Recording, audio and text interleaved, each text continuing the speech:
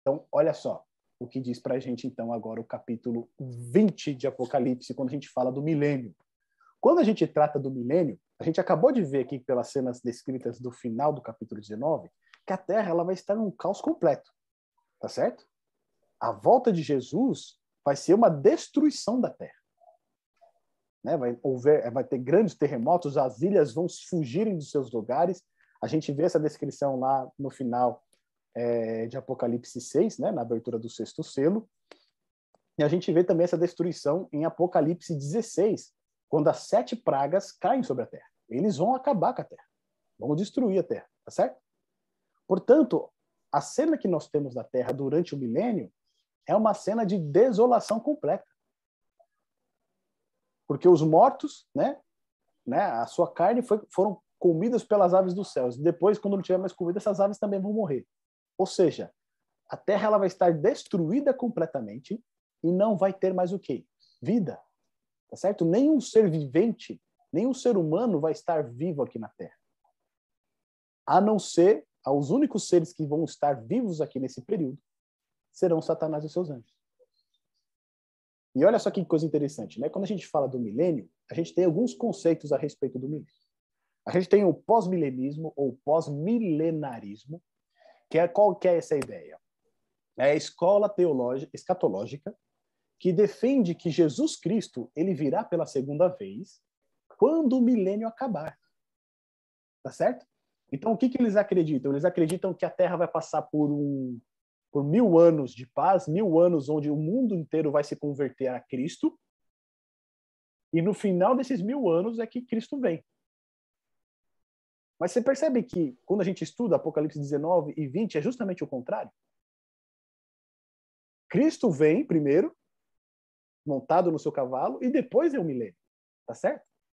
Ou seja, a Bíblia é clara com relação a isso. Né? Como que as pessoas conseguem, né, estabelecer essas ideias, essas doutrinas, sendo que vai totalmente contrário ao que está escrito na Bíblia? Então, essa ideia do pós-milenalismo, né, o pós-milenarismo, é a ideia de que até o mundo inteiro vai se converter a Cristo. Então, a Terra vai ter 1000 anos de paz, vai ter 1000 anos de prosperidade, e no final desses 1000 anos, então, Cristo vem. O que a gente viu aqui em Apocalipse é totalmente contrário, né? A Terra vai ser totalmente destruída, os ímpios serão destruídos, então Cristo vem e estabelece o milênio, tá certo? É a partir da vinda de Cristo. A gente tem uma outra visão que é amilenarismo. Olha o trava-língua. Amilenarismo. Esse aqui representa a ideia para a gente, né? Eles afirmam que o milênio ele já começou, tá certo? Ele já começou e ele corresponde à atual era da igreja. Então, quando Cristo morreu no Calvário, a igreja foi estabelecida, já começou esse milênio. O amilenarismo sustenta que, apesar do reinado de Cristo durante o milênio seja de natureza espiritual, ou seja, é algo espiritual, não é algo visível, não é algo literal, no final da era da igreja, Cristo retornará no julgamento final e estabelecerá um reino permanente no novo céu e na nova terra. Tá? Então, essa visão aqui, amilenarista, ela crê que esses 1000 anos são espirituais, tá certo? Não são literais como é apresentado aqui no Apocalipse, e que ele já começou com a vitória de Cristo lá na cruz, tá certo? Quando a igreja foi estabelecida, ali já começou esse milênio. E aí nós temos uma outra visão, que é o pós-milenarismo, tá certo? E essa é o pré-milenarismo, desculpa, pré-milenarismo. E qual que é essa ideia? É a ideia que a gente acompanha aqui no livro de Apocalipse. Né? Nós cremos que a vinda de Jesus ela irá ocorrer antes do milênio. Tá certo? Então, Jesus retorna antes do milênio começar. A vinda de Jesus estabelece o início do milênio. É isso que a gente acompanha quando a gente estuda Apocalipse 19 e 20. A gente não vê... Quando a gente estuda o livro de Apocalipse, vamos pegar do capítulo 14 em diante, né, onde a gente tem um grande conflito ali, não tem nada ali que vai dizer que todo mundo vai se converter a Deus. Tá certo? É justamente o contrário. O que a gente vê é o mundo em rebelião contra Deus. Principalmente se a gente tomar a queda de Babilônia, né, lá nos capítulos 17 e 18. Tá certo? É o mundo inteiro lutando contra Deus. E, por fim, quando Cristo, né, retornar, ele acaba com essa batalha. E aí sim, ele estabelece o milênio.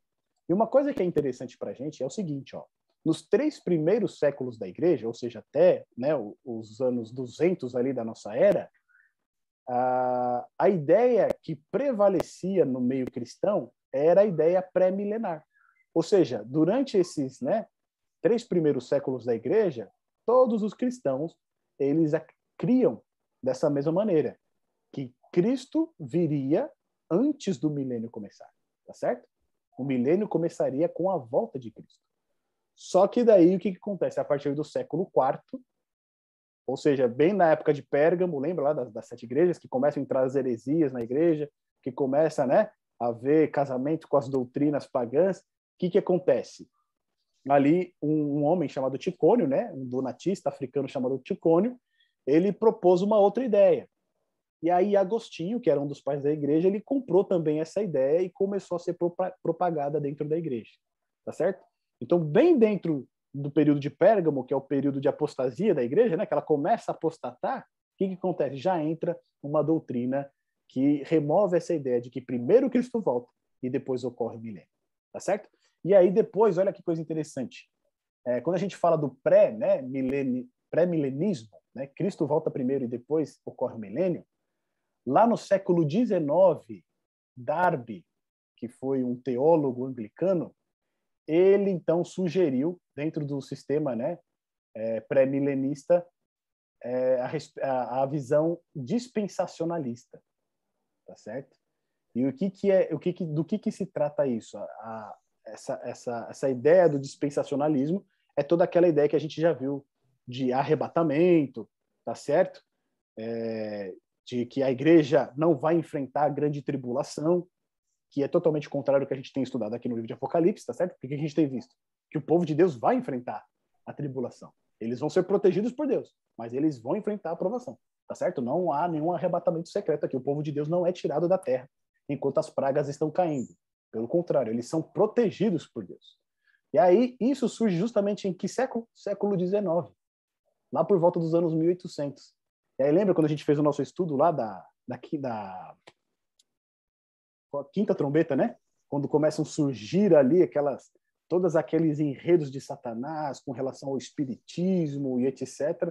É justamente nesse mesmo século que surge essa ideia dispensacionalista de arrebatamento, de que a igreja não irá enfrentar a grande tribulação. É interessante isso, né? Porque essa doutrina do milênio, ela é distorcida em 2 pontos chaves da história. Lá na igreja de Pérgamo, né, no século III, quando as heresias começam a invadir a igreja, e também justamente quando nós estamos caminhando para o ponto do fim, tá certo? Onde ali as 3 mensagens começam a ganhar um volume maior, começam a entrar essas heresias aqui. Então, dito isto, meus amigos, o que a gente vê aqui a respeito do milênio é que ele ocorre após a segunda vinda de Jesus. E lá no capítulo 20 diz o seguinte: então vi descer do céu um anjo e tinha na mão a chave do abismo e uma grande corrente. Ele segurou o dragão, a antiga serpente, que é o diabo, Satanás, e o prendeu por 1000 anos. E aqui a gente tem uma linguagem semelhante àquela que a gente viu em Apocalipse, lá no capítulo 9, né? Quando a gente vê um anjo caindo do céu e ele tem a chave do abismo, tá certo? Só que a gente viu que lá, esse anjo que cai do céu com a chave do abismo, ele é o próprio diabo, tá certo? E ali ele abre o abismo, que é aquele local onde os demônios, né, estão confinados, e eles se espalham pela terra para trazer aí toda a sorte de malignidade sobre os homens, aqueles que não foram selados por Deus. Aqui o que a gente vê? Um anjo descendo do céu, ele tem a chave do abismo, só que ele tem junto o quê? Uma corrente. E aqui ele não liberta, né, aqueles demônios que estão confinados no abismo. O que ele faz aqui? Ele prende, tá certo? Ele segurou o dragão, a antiga serpente, que é o diabo Satanás, e o prendeu por 1000 anos.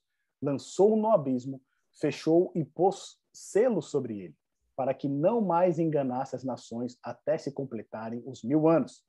Depois disto, é necessário que ele seja solto por pouco tempo. Tá bom? Então, qual que é aqui a circunstância da prisão de Satanás? É justamente ele não poder enganar as nações. Quando a gente vê lá em Apocalipse 12, né, apresentado novamente o dragão, fala que ele é o quê? O grande sedutor do mundo, tá certo? O grande enganador. Como é que Satanás age? Enganando as pessoas. Como é que Satanás se mantém livre em atividade? Enganando as pessoas. Desde a sua queda, ele trabalha dia e noite em manipular, enganar e fazer com que as pessoas façam a vontade dele e se rebelem contra Deus e a sua lei. Tá certo? Então ele não para. Ele é um ser espiritual, né? Ele não dorme, ele não tem fome, ele não tem sede, então ele está trabalhando o tempo inteiro buscando enganar as pessoas, buscando seduzir as pessoas. E o que a gente vê aqui, que essa prisão dele ocorre justamente por ele não ter mais a quem enganar. Porque toda a terra está destruída e os ímpios estão mortos. Ou seja, somente ele e os anjos estão aqui na terra. E o que eles têm para fazer agora? Nada, tá certo? A única coisa que eles podem fazer agora aqui é pensar em tudo aquilo que eles fizeram desde o momento em que eles foram expulsos do céu. Então, olha só que coisa interessante para a gente. Lá em Isaías, capítulo 24, dos versos 21 ao verso 23, tem um texto que remete muito a essa questão do milênio. Olha só. Isaías 24, verso 21 e 23. Quem que pode ler para a gente?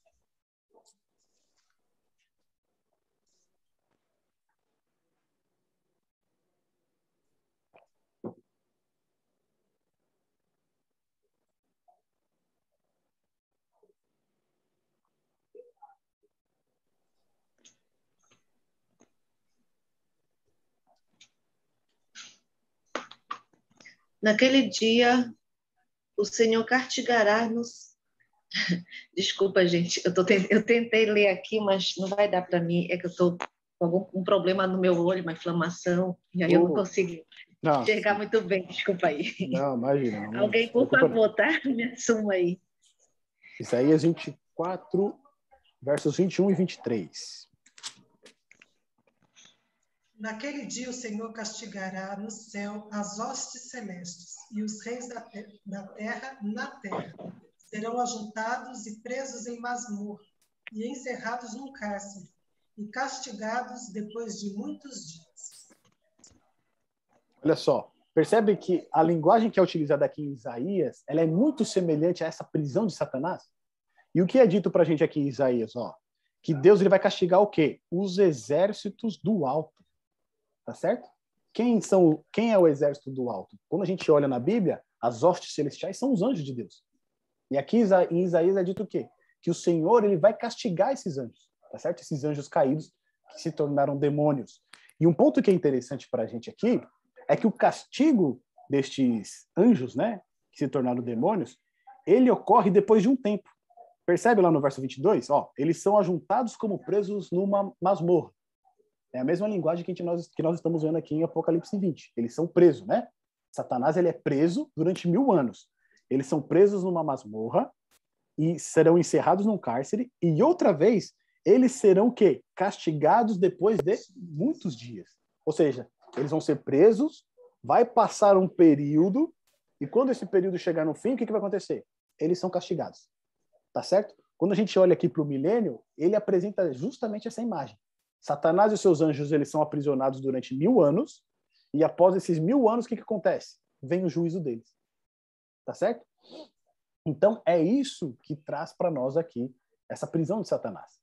Né? O fato da terra não ter mais vida, dela estar destruída e ele não ter a quem enganar, ele está preso. Né? Ele não consegue mais enganar ninguém. Aí no verso 4 diz o seguinte, ó, vi também tronos, e nestes sentaram-se aqueles aos quais foi dada a autoridade de julgar. Vi ainda as almas dos decapitados por causa do testemunho de Jesus, bem como por causa da palavra de Deus. Tantos quantos não adoraram a besta, nem tampouco a sua imagem, e não receberam a marca na fronte e na mão. E viveram e reinaram com Cristo durante 1000 anos. Tá certo? Quando a Bíblia aqui traz para a gente 1000 anos, esses 1000 anos eles podem ser interpretados tanto simbólicos como literais. Tá certo? Ele pode ser tanto 1000 anos literais, um milênio, quanto também pode ser um grande período, né, em que ali os salvos estarão reinando com Cristo e Satanás estará aprisionado aqui na terra.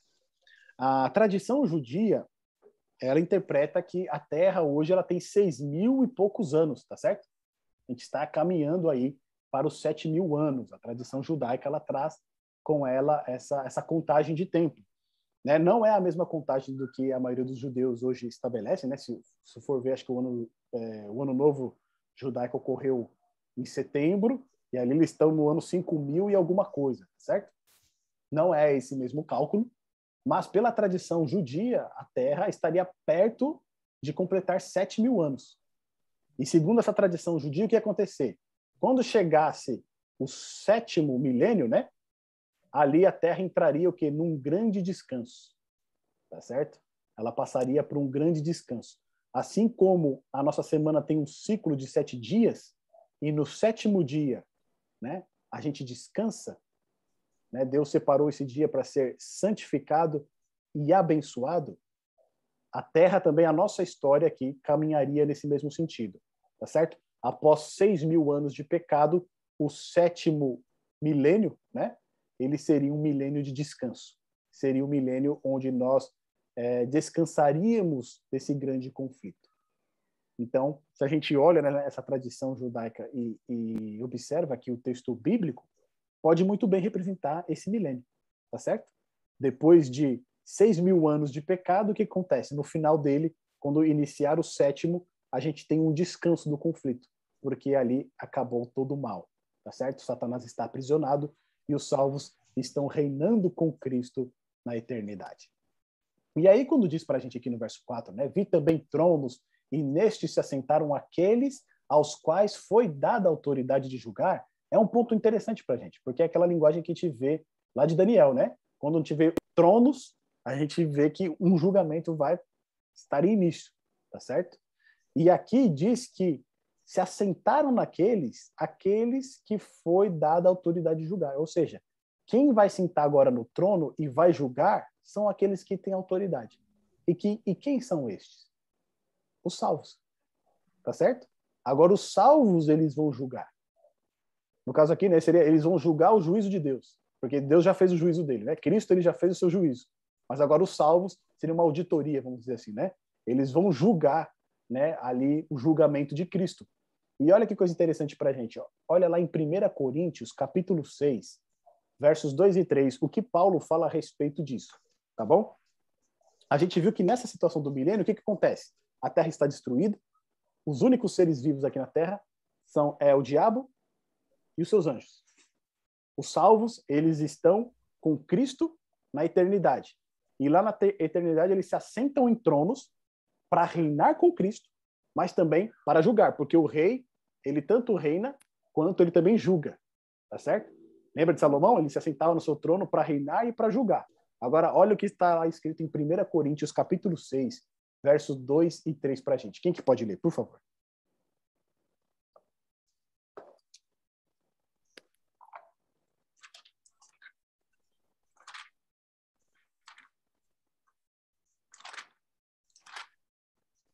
Alguém encontrou aí? 1 Coríntios, capítulo 6, versos 2 e 3. Olha aqui, eu vou ler para a gente, tá? Olha o que está escrito aqui. Não sabeis vós que os santos hão de julgar o mundo? Ora, se o mundo deve ser julgado por vós, sois porventura indignos de julgar as coisas mínimas?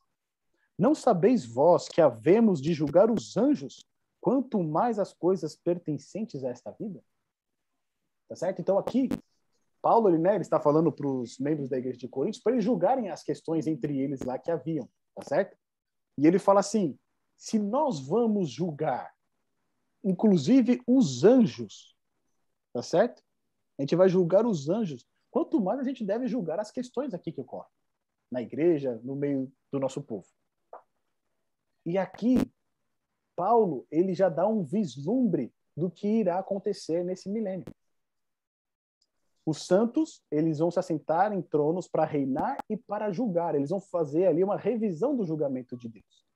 Tá certo? Eles vão ver por que os ímpios se perderam. Por que aquelas pessoas que não estão ali se perderam. E aí, toda dúvida, né?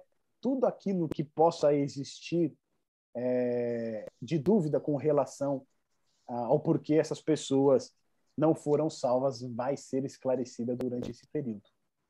E aqui também traz para a gente uma coisa muito interessante. Olha só. Quando João vê esses tronos, olha o que ele também vê. Vi ainda as almas de quem? Dos decapitados por causa do testemunho de Jesus, bem como por causa da palavra de Deus, tantos quanto não adoraram a besta, nem tampouco a sua imagem, e não receberam a marca na fronte e na mão. E o que aconteceu com essas pessoas? E viveram e reinaram com Cristo. Tá certo? Lembra quando a gente fez aquele nosso estudo introdutório, quando a gente falou a respeito do estado dos mortos? Tá certo? A gente viu ali que as pessoas que morreram, o que aconteceu? Elas estão no sono. Né? Elas não estão nem no céu, nem no inferno e nem em um outro plano astral.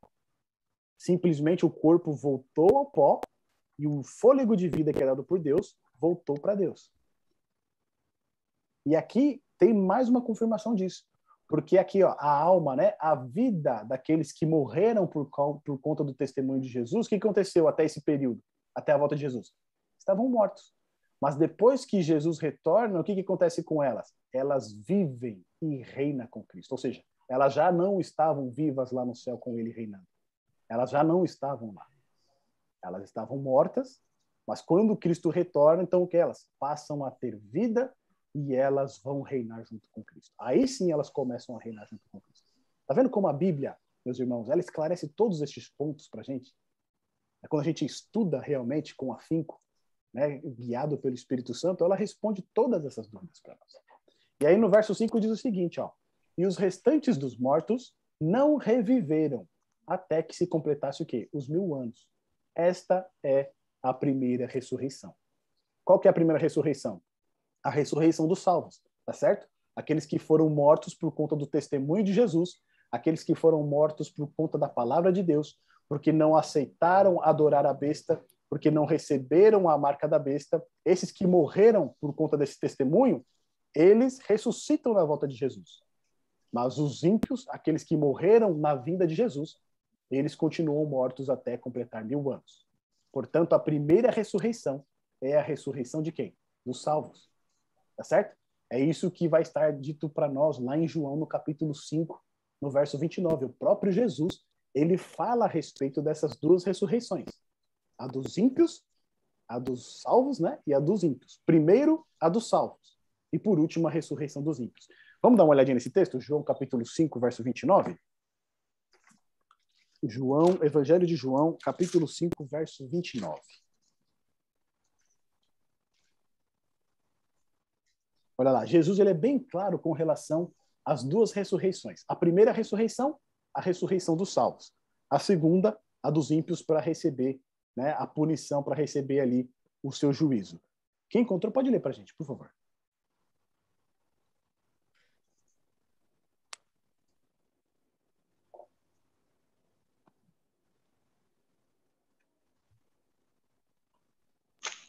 Os que tiverem feito o bem para a ressurreição da vida e os que tiverem praticado mal para a ressurreição do juízo. Então aqui Jesus, ele mesmo fala a respeito dessas duas ressurreições, tá certo? A primeira ressurreição é a dos salvos, aqueles que morreram em Cristo e descansaram em Cristo. Essa ressurreição que Paulo vai falar em 1 Tessalonicenses capítulo 4, que a gente viu também no nosso estudo introdutório. Se você não acompanhou o nosso estudo introdutório, onde a gente fala a respeito da volta de Jesus e o estado dos mortos, a gente recomenda que você assista também esse estudo. Já a segunda ressurreição é aquela ressurreição que se dará após os 1000 anos. E nessa ressurreição só será ressuscitado os ímpios, tá certo? Aqueles que rejeitaram a salvação em Cristo Jesus. Então aqui no verso 6 é dito o seguinte, ó: bem-aventurado e santo é aquele que tem parte na primeira ressurreição. Sobre esses, a segunda morte não tem autoridade. Pelo contrário, serão sacerdotes de Deus e de Cristo e reinarão com ele os 1000 anos. Tá certo? Então a promessa aqui para os salvos é de reinar com Cristo 1000 anos. Aquilo que a gente viu lá no princípio do nosso estudo, né? Que Cristo nos comprou para sermos reis e sacerdotes para o nosso Deus, ele vai se cumprir nesse período do milênio. Nós iremos nos assentar em tronos, iremos reinar com Cristo e iremos também julgar, né, os ímpios, o porquê daqueles que rejeitaram a salvação não estão lá. Quando a gente fala do juízo, meus irmãos, ele tem algumas fases, tá bom? Que é importante a gente ter em mente. O juízo de Deus, ele acontece pelo menos aqui em 4 fases, tá certo? Quais são elas? O juízo que a gente fez, que a gente viu lá no nosso estudo de Daniel, né? Ao final das 2.300 tardes e manhãs, esse é o juízo pré-advento. Esse é o juízo no qual Jesus ele passa do lugar santo e entra no lugar santíssimo. Lembra do nosso estudo de Levítico 16?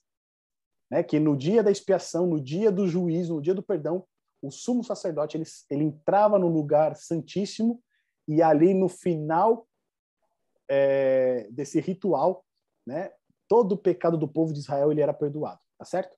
Então, Cristo, em 1844, ele entrou no lugar santíssimo. E quando ele sair do lugar santíssimo, a gente viu aqui no estudo do Apocalipse, acabou a intercessão, todo o caso foi decidido para a vida ou para a morte, tá certo? E o seu povo, aquele que confiou nele, que entregou a vida nas mãos dele, o que ele vai ter? Ele vai ter os seus pecados o quê?